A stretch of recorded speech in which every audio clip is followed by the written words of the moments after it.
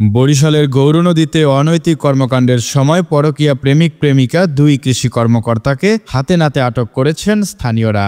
এ সময় কৌশলে উপসহকারী কৃষি কর্মকর্তা দীপঙ্কর বারোই পালিয়ে গেলেও বিয়ের দাবিতে তার বাড়িতে অবস্থান নেন নারী কর্মকর্তা।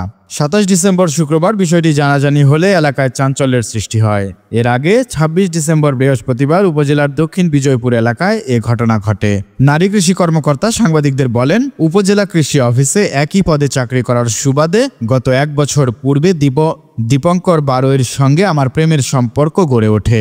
বিয়ের প্রতিশ্রুতি দিয়ে বিভিন্ন সময় বিভিন্ন জায়গায় নিয়ে দীপঙ্কর আমার সাথে মেলামেশা করে। তার স্ত্রী বাবার বাড়িতে বেড়াতে যাওয়ার সুবাদে বাসা খালি থাকার সুযোগে বৃহস্পতিবার রাতে আমাকে তার বাসায় আসতে বলে।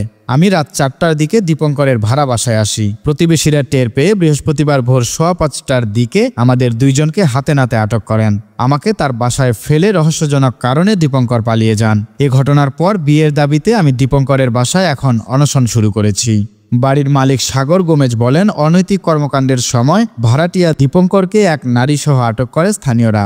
এ সময় রহস্যজনকভাবে দীপঙ্কর পালিয়ে যায়। তখন ওই নারী বিয়ের দাবিতে বাসার ভেতর অবস্থান নেন। উপসহকারী কৃষি কর্মকর্তা দীপঙ্কর বারোই অভিযোগ অস্বীকার করে দাবি করেন, এর কোনো সত্যতা নেই, আমাকে ফাঁসানো হয়েছে। গৌরনদী মডেল থানার ওসি মোহাম্মদ ইউনুস মিয়া জানান, লিখিত অভিযোগ পেলে তদন্ত সাপেক্ষে আইনি ব্যবস্থা নেওয়া হবে। আইজামান চমক, নিউজ ডেস্ক, ঢাকা।